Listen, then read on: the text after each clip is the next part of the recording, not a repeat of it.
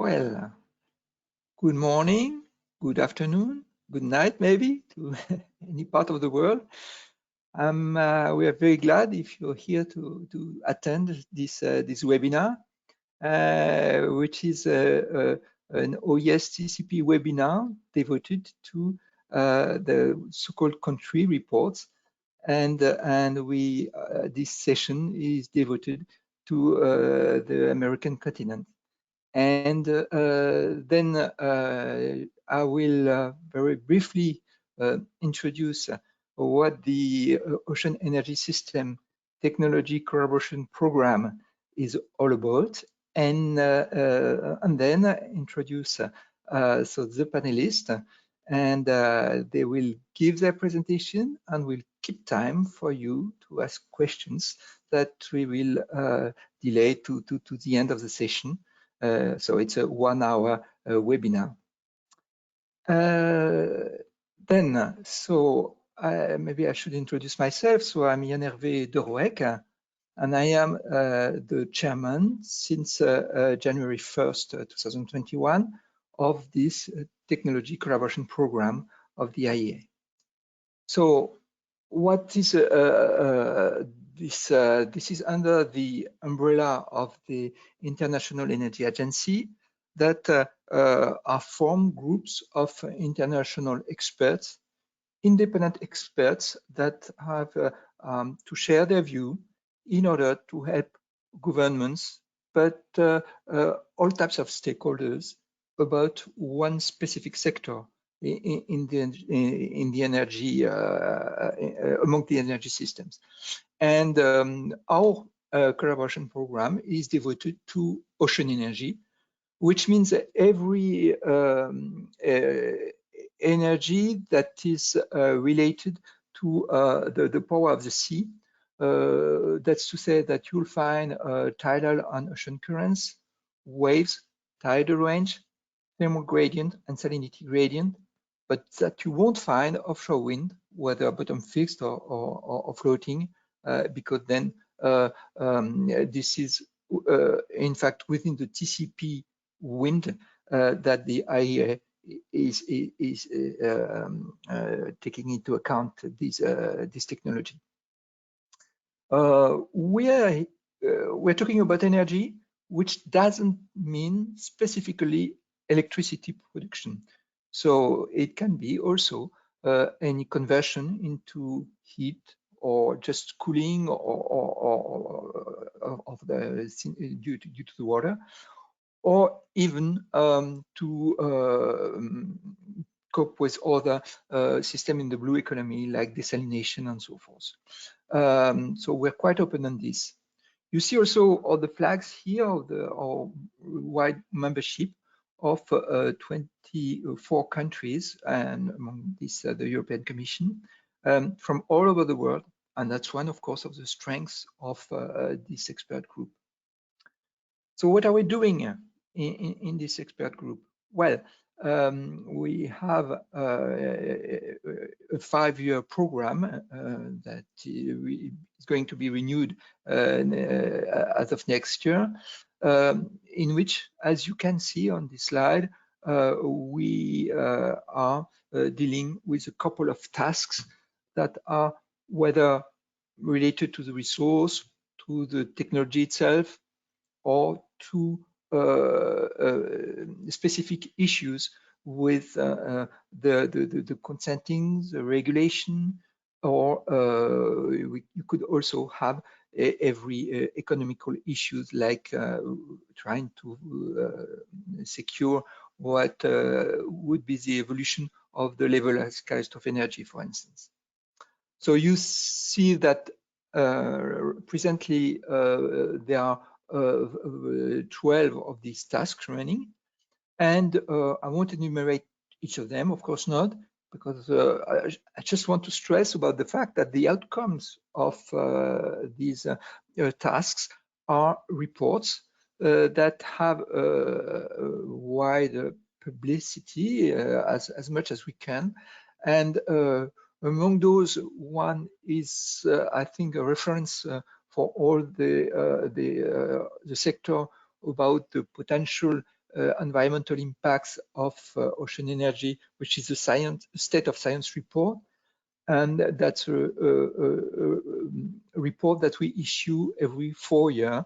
And that's with something that we're doing with also the support of the Department of Energy of the US, but I think Tim will talk a bit about this.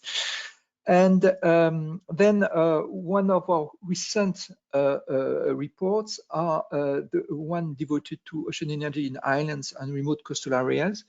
And I think one of the examples, some of the examples that will be given are addressing this specific market and also why in these places for decarbonation of the power system, ocean energy can be a good solution, and what are the conditions for this to develop. There's one about the blue economy. I was already quoting desalination, but that's not just this, and also direct use for aquaculture or direct use also for instruments at sea or any offshore activity. And it's a pretty interesting overview of the market. And then there's something which I think will also become a reference, which is an evaluation and guidance framework for ocean energy technology, which means that, oh, we see another screen than mine. Sorry. Sorry, we are not seeing your screen at all. You are not sharing your screen. And it's not my screen anymore either. No, well, we are not seeing your screen since the beginning because you never share it. So, okay. Maybe that's why I was sharing mine. I'm sorry to interrupt. So okay. maybe you can now present your screen. That was my not my slide, but almost the last one. So now we can see it. Okay, so thank you. You can see it now? Yes. Okay. So it's important because it's about these reports, and until the fourth one that you see on the right side has just been edited been published in 2021, and I think it's really important. It will become a reference because this is, I mean, really the outcome of a couple of meetings in which international experts have agreed of a couple of criteria and thresholds that are really assessing what is the level of maturity of any given technology for wave and tidal. And then you can see it, yeah? It's okay. And then so this afternoon we'll have the chance, as I said, to listen to what are what we usually call the country report in our annual report.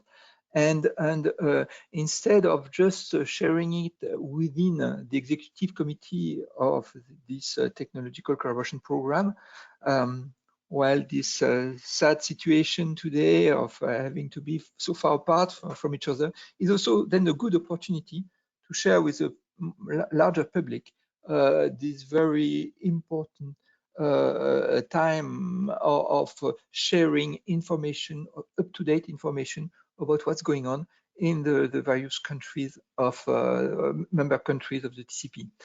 And so this afternoon, we will first begin by Tim Ramsey, who is of the US Department of Energy, so the DOE I was just quoting a little bit before. And then we'll listen to Elisa Oberman, which is from Marine Renewables Canada. And then we'll have the chance to listen to Rodolfo Silva Casarin of Semi-Oceano in Mexico. So each of you will have for 10 minutes for your talk, and then we will be open to questions. Tim, I give you the floor. Great, thanks, you. Thank you.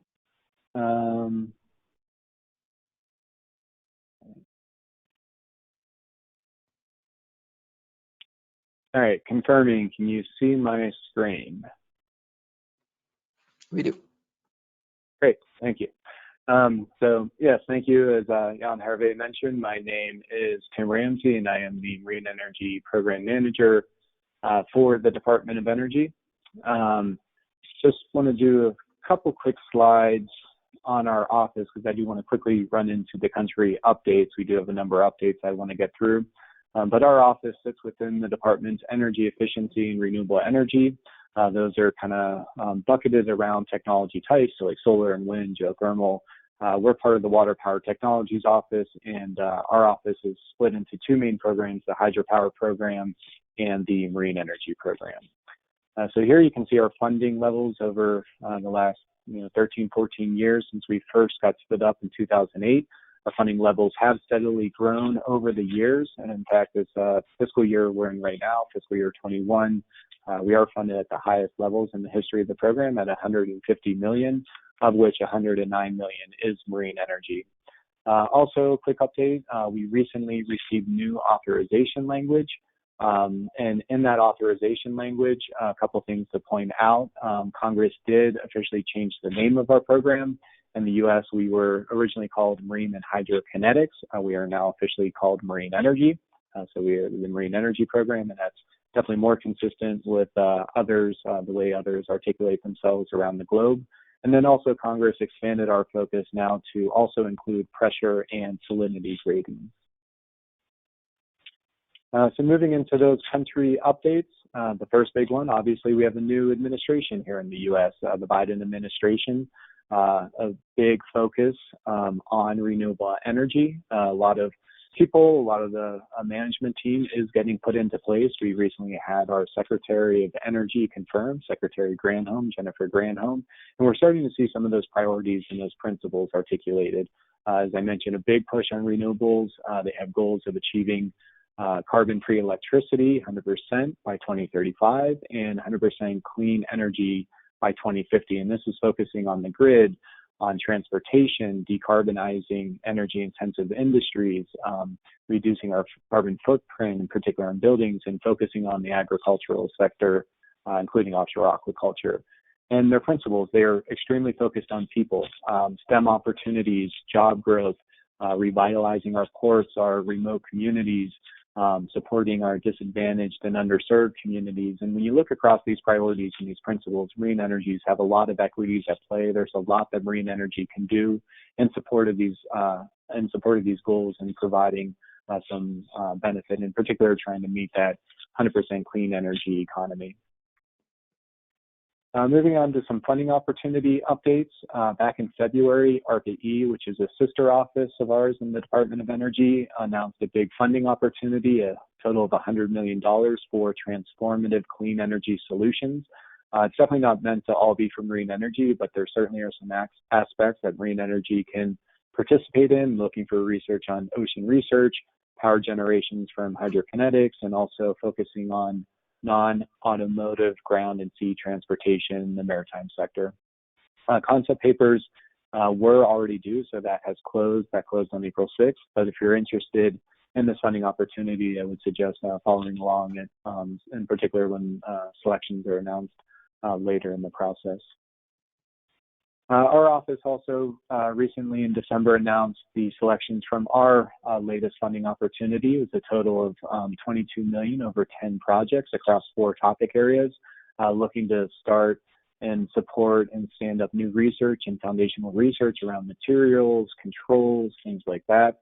Also stood up a foundational network facilitator that has a goal and objective of trying to better coordinate all the research in marine energy that is happening across the country, convening those researchers, those PIs to come together on an annual basis, share lessons learned, share the research, and see where there can be some common points, touch points, and places to leverage. Also added in a new test capability. The Mobile Ocean Test Vessel was selected, and that's going to be a new test vessel capable of testing ocean current, tidal current technologies. And then finally stood up a new marine center to complement our existing 3, the Atlantic Marine Energy Center shown here on the far right. It's a consortium led by University of New Hampshire, and they will be focusing quite a bit on powering the blue economy technologies, PVE technologies. And so that's a good transition into powering the blue economy. Those that have followed us for the last couple of years have seen that, you know, historically we had focused on utility scale grid power, but we have expanded that focus over the last couple of years to look into other end use applications, in most part within the blue economy, like offshore aquaculture, ocean observation systems, AUV, UUV recharge, desalination. These end uses where energy is constrained, and marine energy could be uniquely suited to fill that constraint to meet those energy needs.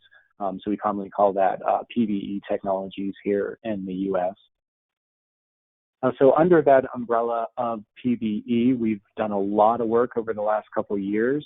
You know, this is a quick snapshot of some of that work. We're doing foundational research at our national lab, doing some seedling projects, exploratory research, a lot of prizes, most notably probably our prizes, including the Marine Energy Collegiate Competition, our Waves to Water Prize, looking at wave powered desal, or Ocean Observing Prize, a joint prize with NOAA. Both of those two prizes recently moved into the next phase, had a down select of performers.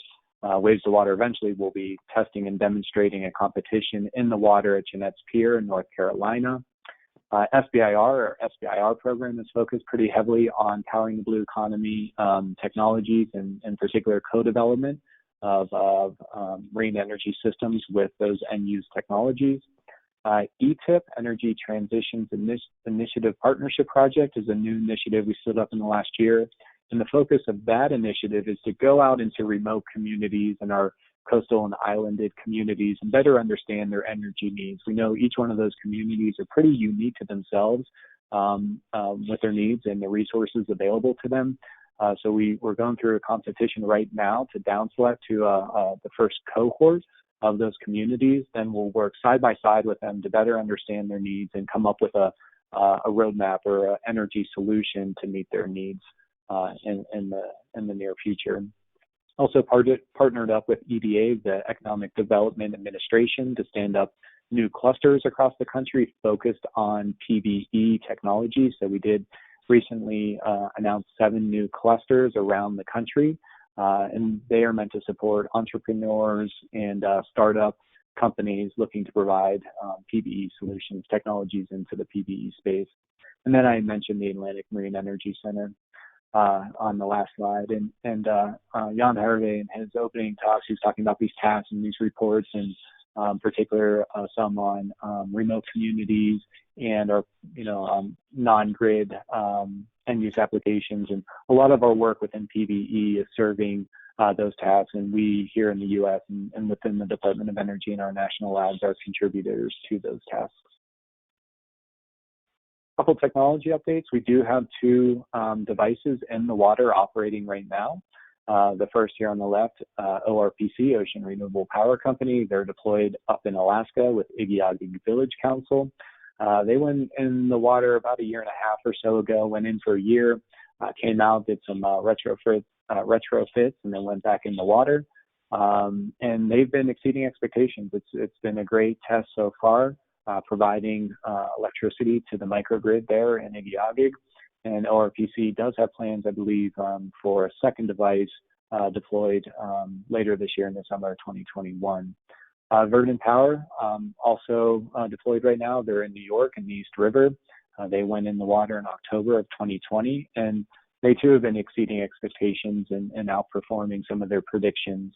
They announced back in January on the 27th that at that time they had 100% availability, 100% uptime with over 100 megawatt hours of electricity generated in that first 85 days of operation. And latest I've heard, they've still had 100% uptime, and they're up to 160 hours over the first 100 days.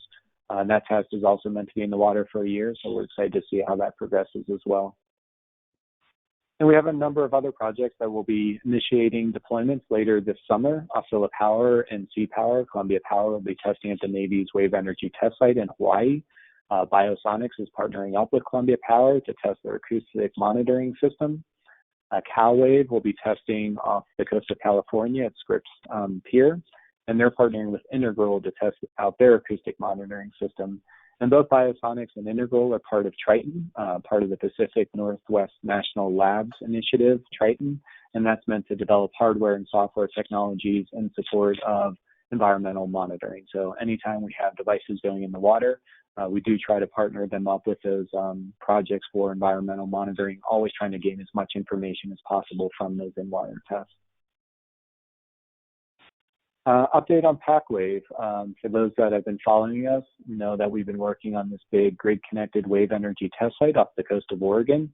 Pacwave did achieve a couple milestones, big milestones earlier this year. They were issued the BOEM lease.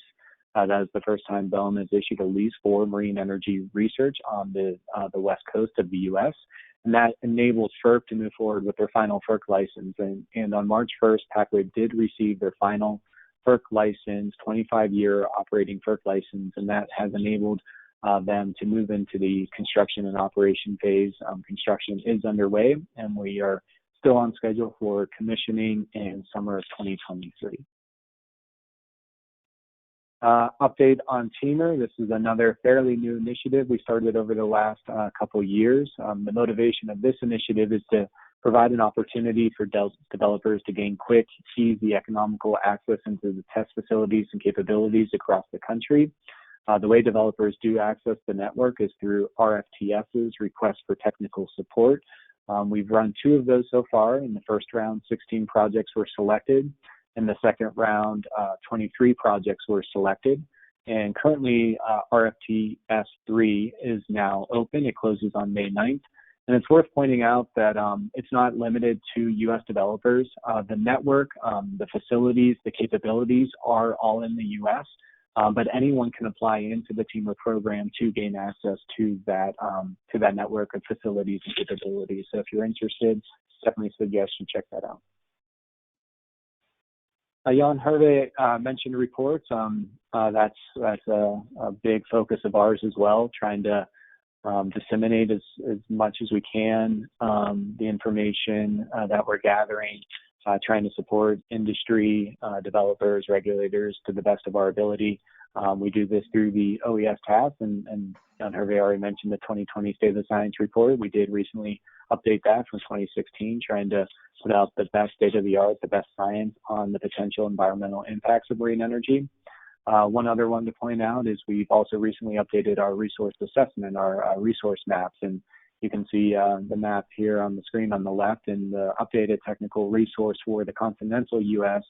For example, we have at 2,300 terawatt hours per year of technical potential, and to put that in perspective, that's about 57% of the electricity generation of those states in 2019 numbers. And just being able to capture 10% of that on the West Coast would meet the electricity needs of about 6% of the generation of those states in 2019.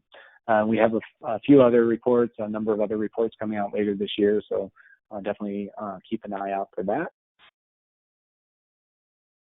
A couple slides left. Definitely want to call out IEA. IEA, International Conference on Ocean Energy, is supported by the IEA OES. That is later this month, April 28th through the 30th. It has moved virtual because of the pandemic.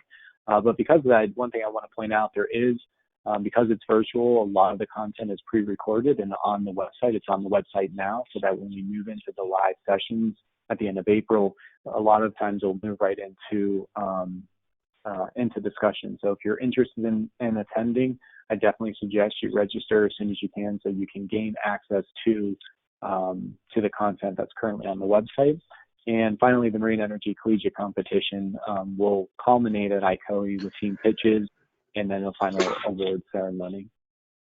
And then my last slide, definitely if you want to find out more about work in the U.S. and some of our projects, we have a projects maps page. You can go to the link there. You can always get a hold of us at our Water Power Technologies office, email, website. Check out buildbackbetter.gov for more information about the current administration and their priorities. And you can sign up for our Water Wire to always ensure that you're getting the latest and greatest updates from the office and from marine energy in the U.S. And that's it. Thank you. Thank you, Jan Hervé. Well, thank you very much, Tim. That was a very comprehensive overview of what's going on in your, of course, a very big federal country. But the other countries we're going to listen to are quite big too. And so please, Elisa, please talk about a little bit about what's going on in Canada over the west and east coast. Thank you very much.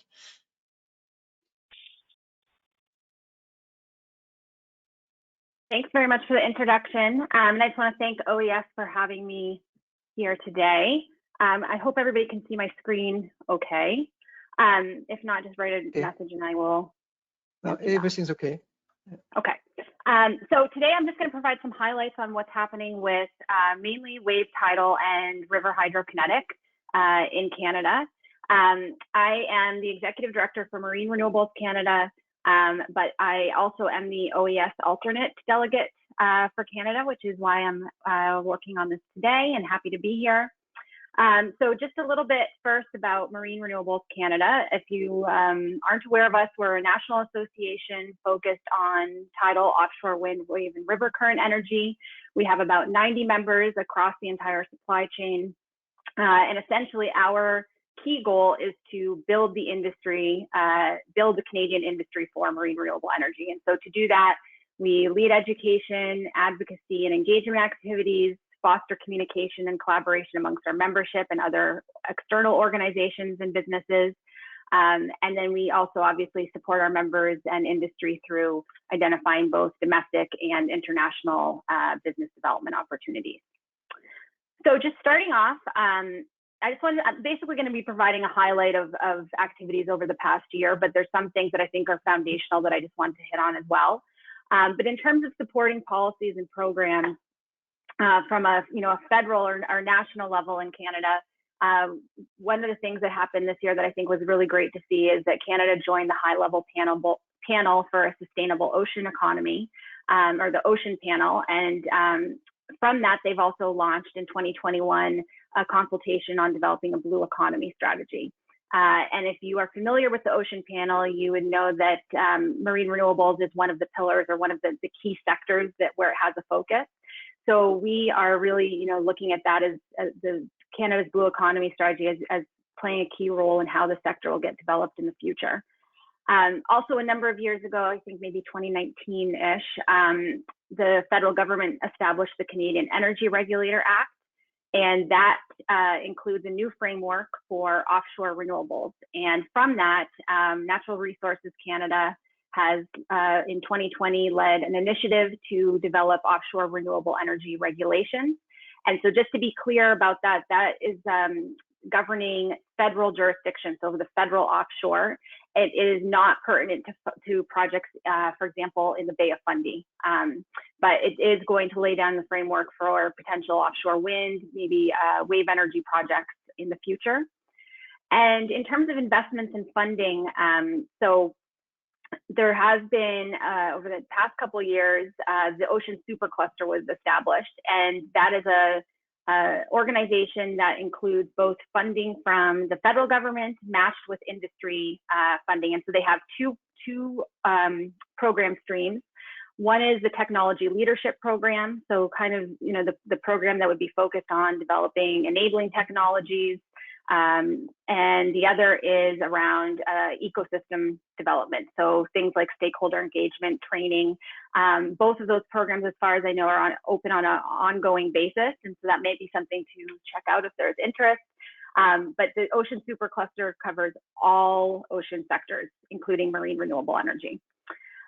This year, the other key initiative that came out from a national perspective is the Healthy Environment and a Healthy Economy Plan. And so that essentially, I would say, it's kind of two things. One is it's the federal government's next version of a climate action plan, but it also has this, Build Back Better theme as well. And so within that plan, we've seen there are 64 new measures, and that basically result in about $15 billion in new funding that will be rolled out over the next 3 to 4 years.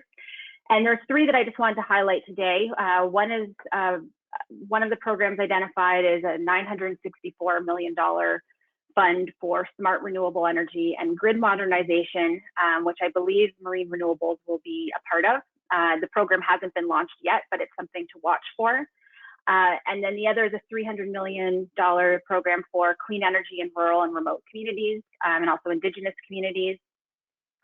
And finally, Sustainable Development Technology Canada was recapitalized with $750 million. So these programs are some of the key federal ones I think to watch for. And then, as many of you are aware, in Canada, electricity regulation and electricity markets are governed primarily by the provinces. So where we see development in marine renewables is typically in a province where there is support and a demand, they create a market demand for that electricity coming from tidal or wave or river. So Nova Scotia is really the key one in Canada. And just a few things I thought I would highlight is that the Marine Renewable Energy Act still remains really the key legislation for licenses and permits in Nova Scotia, and that's allowed for a pathway for development there. The Marine Renewable Energy Demonstration Permit Program is under that act, which provides for a 10 megawatt total program capacity. And so over the past year, we've seen actually more entrants coming in under that demonstration permit program. It provides them with a feed-in tariff, which then in turn allows for a PPA. And there have been more permits issued, which I'll talk a bit about later. And finally, this is actually in 2021, but with new leadership in Nova Scotia, a new renewable energy standard was established. And that allows for requires 80% renewable electricity by 2030. So that may create some more opportunities for the marine renewable sector as well. This is just a snapshot. I'm going to dig in more to some of the things you see on this, but I just wanted to give basically kind of an overview highlight of the activity across the sector in Canada. And it really spans across the country. So with wave energy, we still see University of Victoria is spearheading a lot of those initiatives. There's work done by technology developers in British Columbia as well. River current, which I know is not as much of a focus of OES, but I think that it's something, at least in Canada, that we have a big focus on. We have developers like ORPC that are looking at opportunities. We also have the Canadian Hydrokinetic Turbine Test Center in Manitoba that's doing work around that for R&D. And then with Tidal Energy, you can see that's where the most activity is. And essentially, a lot of that is around Nova Scotia, where there's very good policy support. But then there's also interest continuing to happen in British Columbia, where there's some really good tidal sites. So I'll expand on some of those projects when we get further into the industry updates. First, I'll just start with some of the R&D highlights, beginning with Tidal Energy. And so the Fundy Ocean Research Center for Energy, or FORCE, that's in Nova Scotia, I'm sure many of you are familiar with it, but it's the leading demonstration center for tidal energy. It has 5 berths for testing the technologies, onshore and offshore infrastructure. And so just some of the highlights over the past year, FORCE kicked off its risk assessment program, RAP, which was supported by the federal government to develop a credible assessment tool to gauge the probability of a fish and tidal device encounter. This will be something that will be very helpful for both project developers, but also for regulatory requirements as well. FORCE has also continued with environmental monitoring work, including baseline studies and analysis of past results. They've been working on some new methodologies for high resolution eddy mapping. And then they've been advancing the Vectron, which is instrumentation that remotely measures turbulence in the mid-water column. Also in Nova Scotia is the Offshore Energy Research Association, which is essentially an organization that helps to facilitate and support research that will both inform industry, but also policy and decision makers on paths to take with energy decisions or electricity decisions as well. And so what they've supported a number of studies, which I've listed here. But what I wanted to highlight was the Pacwave program, which is another program that has been supported by the federal government, but also provincial government, the government of Nova Scotia. And that work is essentially focused on identifying a suite of environmental monitoring technologies and methods for high flow sites. So you ask you may be wondering what the need for this exactly is. And when we look at the Bay of Fundy, it is a very, it's known as a very good tidal resource, but with that also comes very high flow. And so one of the challenges is that using the instrumentation in those sites can be, it's not just an off-the-shelf solution. So this program will help to identify some of the technologies that could be used, maybe ways to adapt them or transfer them for use in these sites. And again, this will help to gather data that's going to be important for both developers and regulators.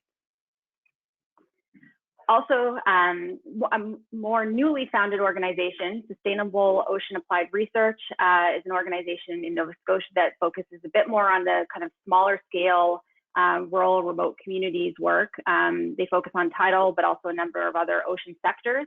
So over the past year, they've done a lot of collaborative work to support some of the projects I've already mentioned, like the Pacwave program. That's included the marine animal observations in the Bay of Fundy, some extensive flow field mapping using vessel-mounted and drifting ADCPs. And they've also been working on some case studies that will help inform marine renewable development in remote Indigenous communities. And then early on, I mentioned the Ocean Supercluster. So I just wanted to highlight a couple of the projects they've recently funded. Again, it falls under R&D for Tidal Energy. One being the Vitality project that will help to gather data, but also manage data that will be important for tidal projects, and it will be open source. And then also the Ocean Energy Smart Grid Integration project, which actually a lot of our members are involved in, which will create a single controller that can be used for remote communities. And essentially, this will help integrate marine renewable energy into those remote communities using the smart grid technology, which I think is a very exciting initiative because that's one of the areas that's really untapped and there's a lot of potential, especially in Canada. Moving on to river current, we have the Canadian Hydrokinetic Turbine Test Center, which is based in Manitoba, and it is doing a lot of work actually though across the country, looking at hydrokinetic technologies and how to integrate them. Did you lose my slides, or you can still see them? You can see them, okay. Something popped up, sorry about that. So they've done a number of different things over the past year in terms of R&D. One, looking at winter survival, because a lot of the river resources are in northern, would be close to northern remote communities. And so obviously survival of the technologies are really important. There's been a lot more work done on resource assessments, and they've also been working with some technology developers and testing prototype devices. I have just 1 minute left, please. Okay, yeah. Also with river current, the federal government has been focused on a number of developing a resource atlas for Canada. So that's Natural Resources Canada and the National Research Council. And they've been doing also a lot of work for identifying high potential or high river hydrokinetic potential using remote sensing techniques. And then wave energy, I mentioned, is on the West Coast. University of Victoria has been doing a number of, a lot of initiatives focused around wave resource assessment and working with remote communities as well.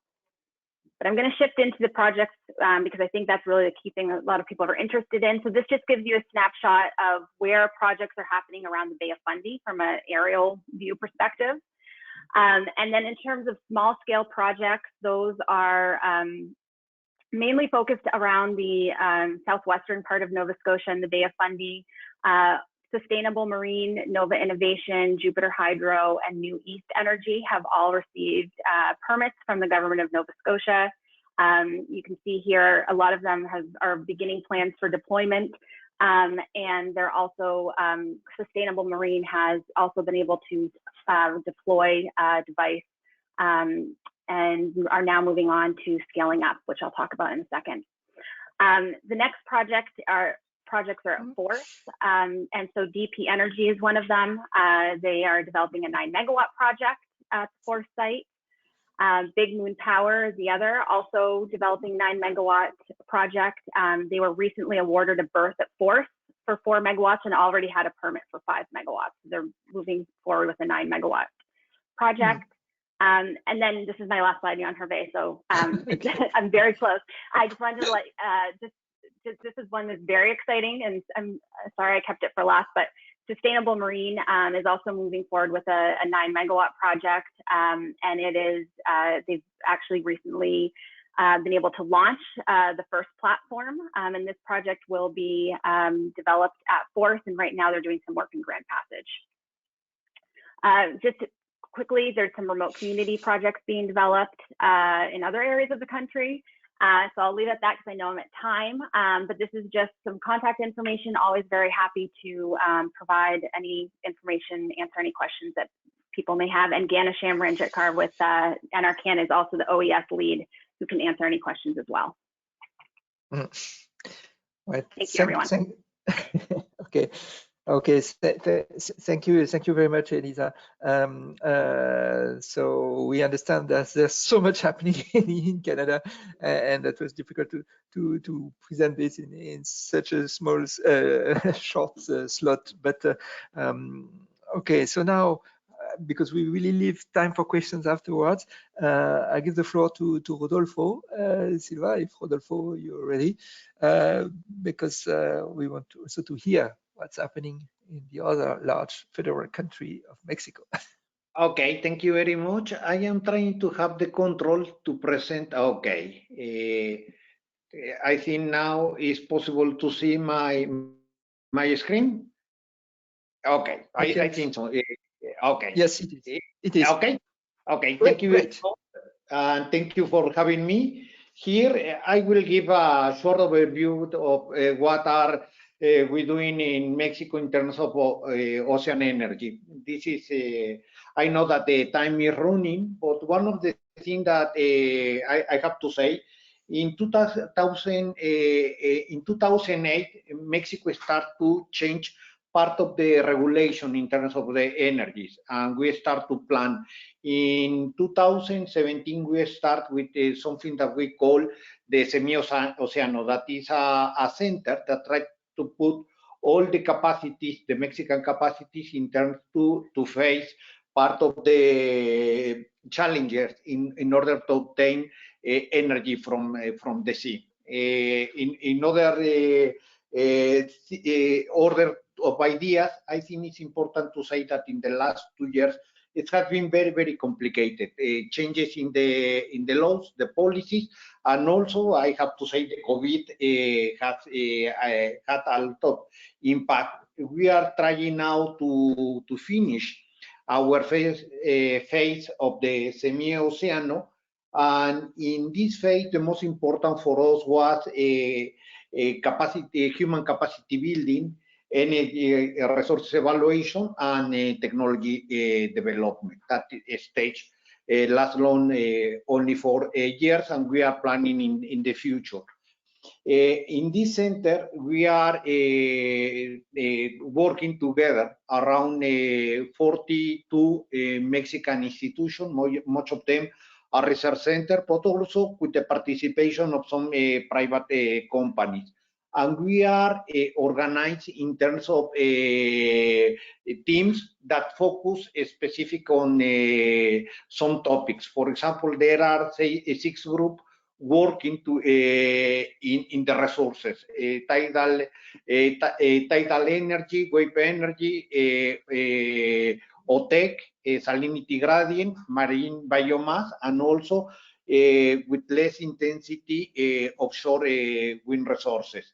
But in the other hand, we have some groups that work in a transversal way, that they are focused mainly in ecology and integration to the environment, including social aspects, network integration and management, material and system, with 2 groups that are working between small and large scale modeling. We have a group that is focused in dissemination, infrastructure management. We have a business unit that is a very small one that is trying to look for future resources, and also two groups that are very important, that is the human resource and international collaboration, and another group that is working permanently in the update of the technology roadmap of the semi-oceano and the marine energies in Mexico. One of the things that we have already finished is an evaluation of the power of availability in Mexico. We have for several sources: wave, tidal, currents, salinity gradient, and thermal gradient. In fact, that part has been finished. Other thing that we have that we are working very hard is in terms of some modeling, physical modeling. Part of them are in a very small scale. In fact, we are strengthening our lab facilities, and also we are deploying some devices in order to see the behavior in the sea.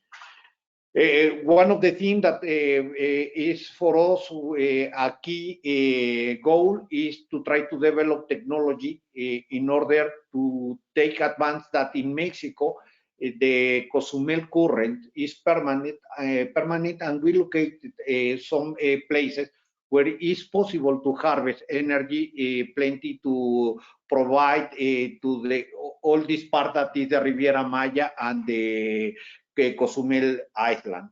Another group that is working with some wave energy converters, they are now testing only to the lab scale. We are developing some technology.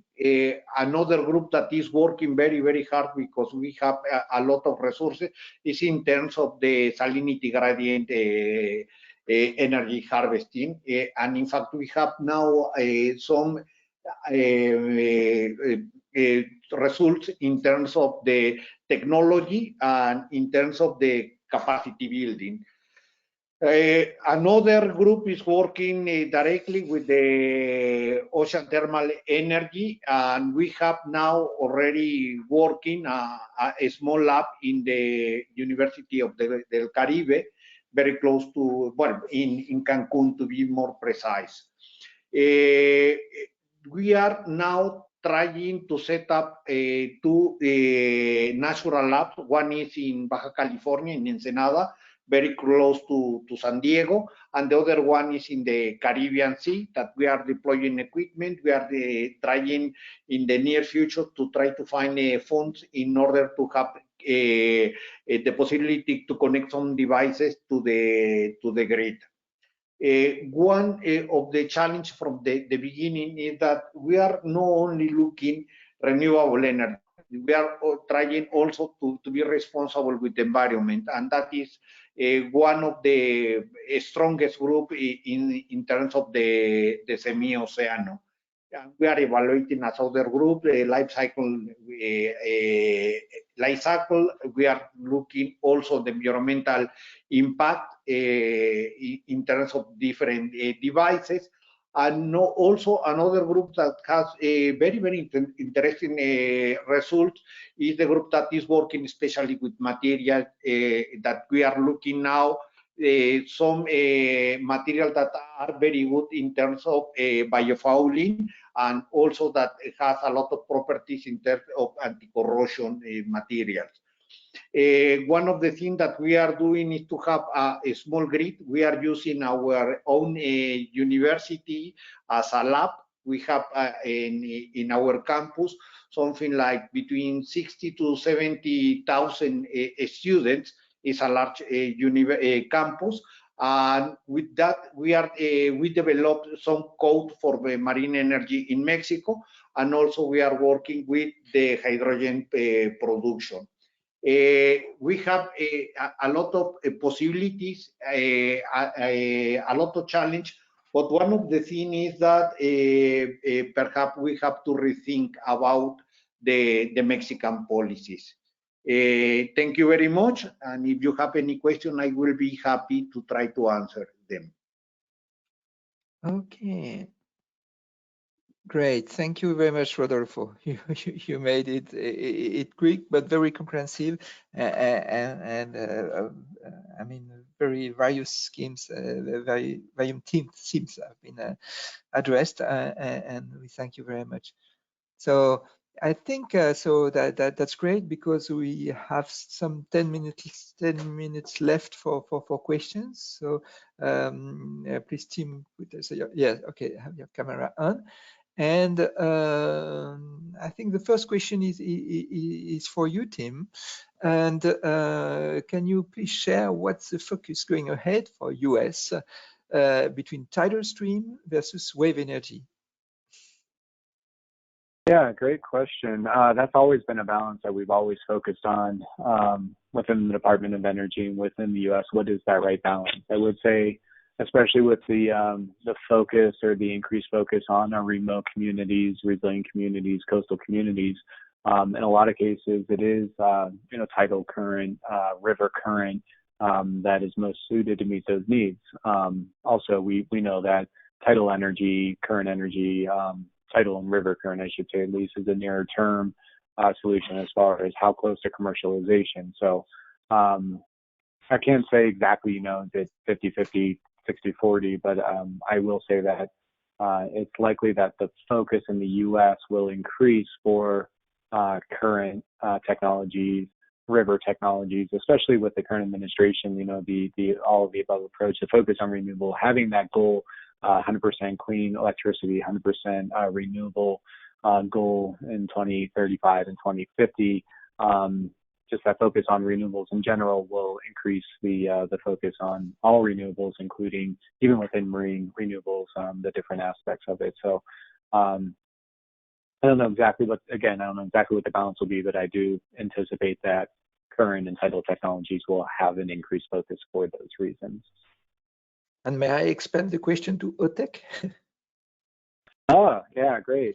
Back in our preparations language this year, we did get language around OTEC. We do need to deliver a report to Congress on the OTEC potential and challenges in the U.S. If you, I don't know if you noticed on the very at the end, I quickly showed our updated resource assessment maps.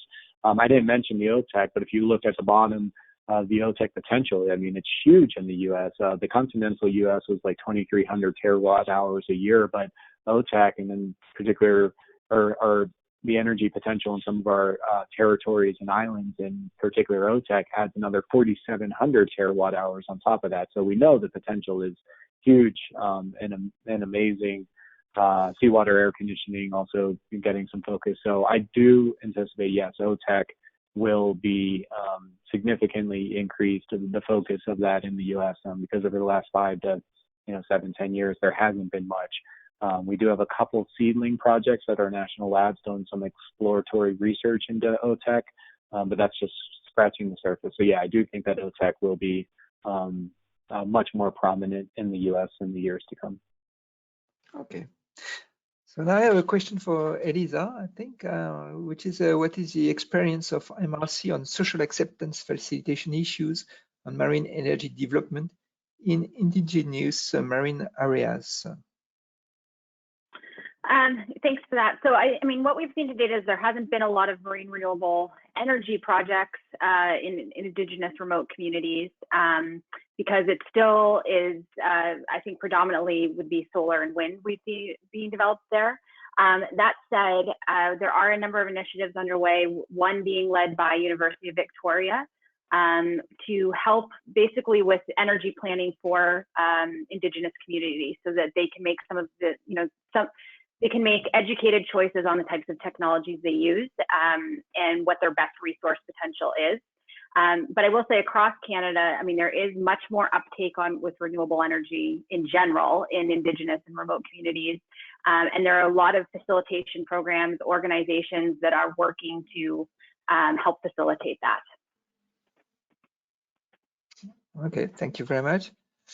I see a couple of questions about offshore wind, but I'm pretty sorry because I think since really it's not in the scope, you've all mentioned it a little bit, but it's not really in the scope of OES to quote it. I mean, we have at the TCP OES the objective of sharing as much as possible some of our tasks with the TCP wind. But as of the question of what is the actual state of the art and development, etc., that's something that is really relevant only to the TCP wind. So then, but we have hopefully other questions, and well, therefore, there's a question about the political changes in Mexico that might influence the strongly marine energy development initiatives. Yes, yes. In fact, at least for the last a couple of years, a national initiative related to marine renewable energy, but it's the same with other renewable sources, are frozen. Partially is due to the economic situation, and I think the country, the politics are more addressed to I have to say cheap energy in the short term. And I think we will have to face these kind of changes. But one of the things that we are doing, at least in our group, that is a very large group, we are around 300 students, 200 researchers working more or less in the same direction, is to try to find resources in our universities with private companies to try to have more international collaboration and to try to see what happens when the economic of the country can be recovered. And in the other hand, I have to be honest with that. With the changes in the international policies in USA, perhaps the Mexican government have to change. Yeah, and that is our hope, that we can go more or less in the same direction. That is the answer that I can give you now. But we have to be expecting to improve. Okay. Well, we just have 3 minutes left, so we have to choose among the questions. I think, in fact, there's an interesting question for the three of you, which is what are competitive price points for marine energy? I mean, and do you think, of course, that you have the same LCOE in each of your three countries? And also, what are the targets? You know, in Europe, the set plan has set targets. You have the same targets. Well, what is the point now on this in each of your countries? Maybe Elisa first, because you say you have 5G in Nova Scotia, so it helps, but you might still have a goal for that. Yeah, just for reference for everyone, the feed-in tariff in Nova Scotia is set at 53 cents per kilowatt hour, so rather high. And I would say just it's kind of a moving target, but the point we want to get to is where it's more competitive with solar, wind, which is obviously going to be a challenge, right? So I think when we getting closer to that will be much more helpful, or when we see opportunities to integrate with other types of technologies that can also help with cost competitiveness is where we're trying to get to. Okay, and then in the US, Tim? Yeah, little bit of a answer, non-answer. We are currently right now going through a lengthy effort to update our LCOE numbers, both the current baseline as well as our long-term targets. We have solicited a number of experts for expert elicitation. We are planning to get those out into the public, posted sometime later this year. We are working with the IEA OES on that. We're collecting information from others in other countries and other organizations to the best of our ability. So I will say, stay tuned. But I also say it is a complicated answer. There's one, hurdle rate for LCOE on the utility scale grid power But there's many different other hurdle rates when you're looking at microgrids and remote communities, or as I was mentioning, some of these PVE, powering the blue economy applications, or in some cases, it's not even about LCOE, it's what does the energy enable? What are you doing with that energy? What are you willing to pay for the mission that that energy enables?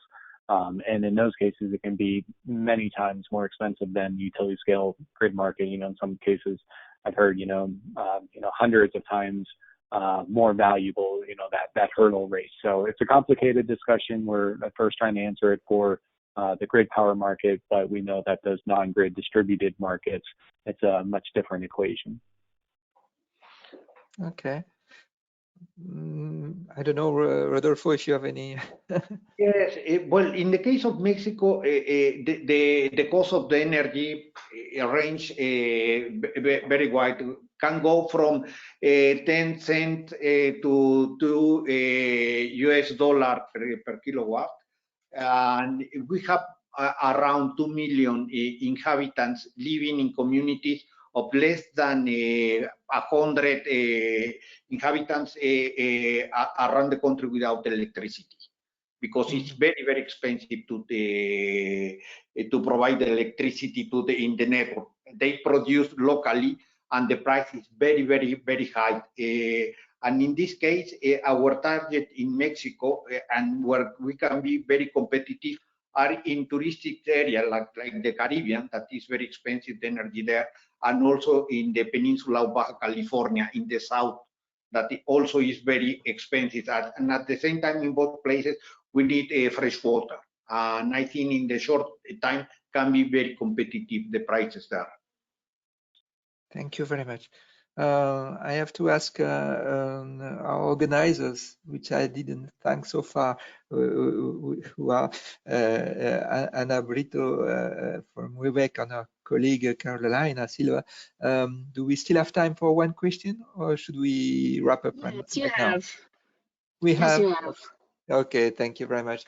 Then I think there's another question that can be asked for the three of you, which is, are all three groups currently promoting the international specification and standards that are being developed for marine energy?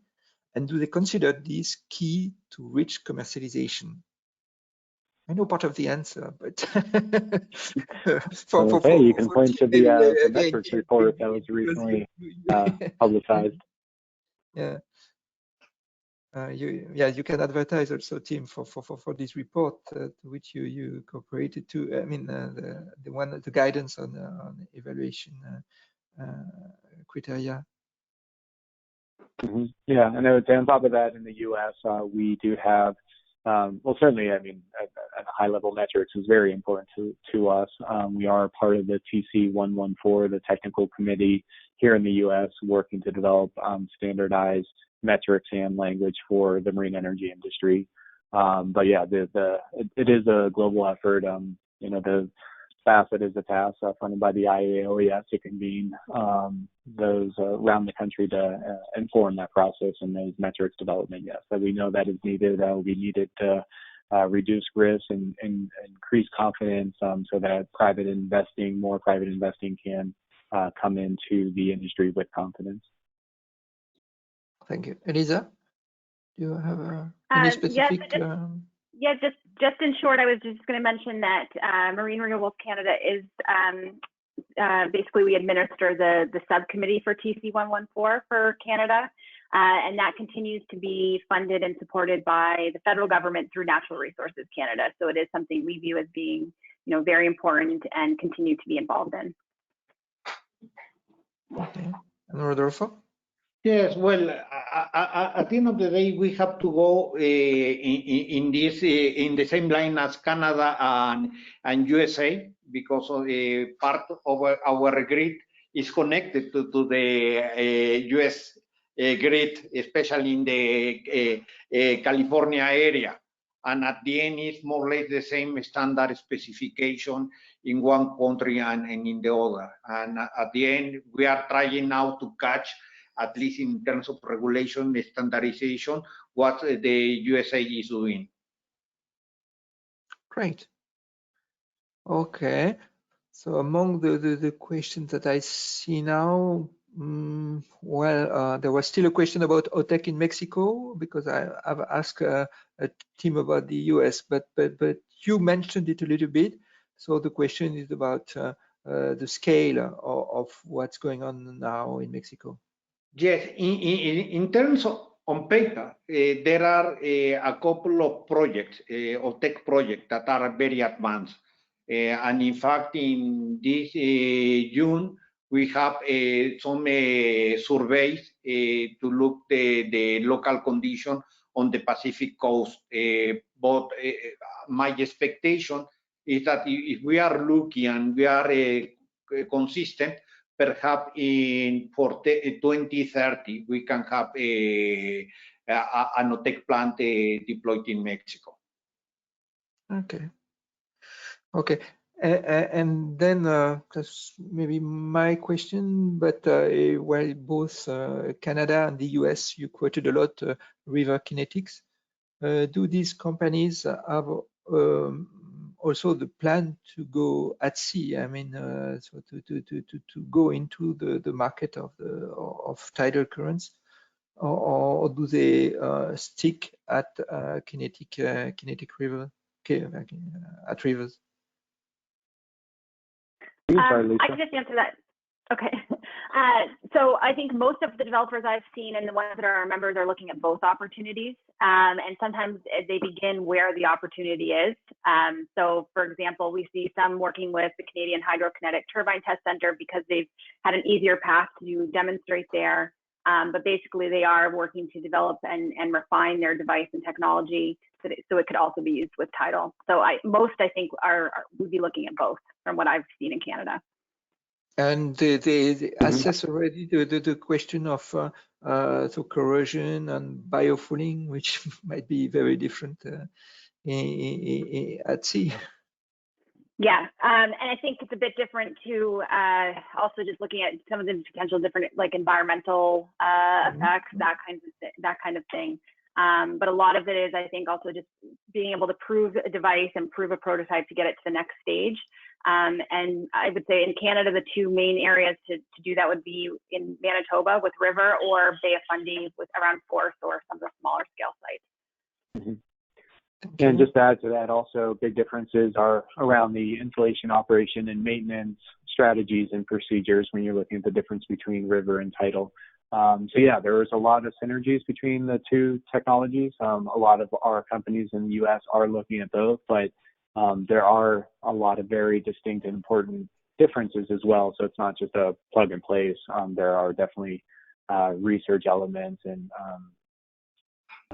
yeah, just nuances to the differences that need to be addressed. It's not just an easy transition from one to the other. Okay. Well, thank you very much. Well, I think we could go on, I think, with many questions, since you give very interesting answers. And but I think we've already a little bit outside the time slot that we had.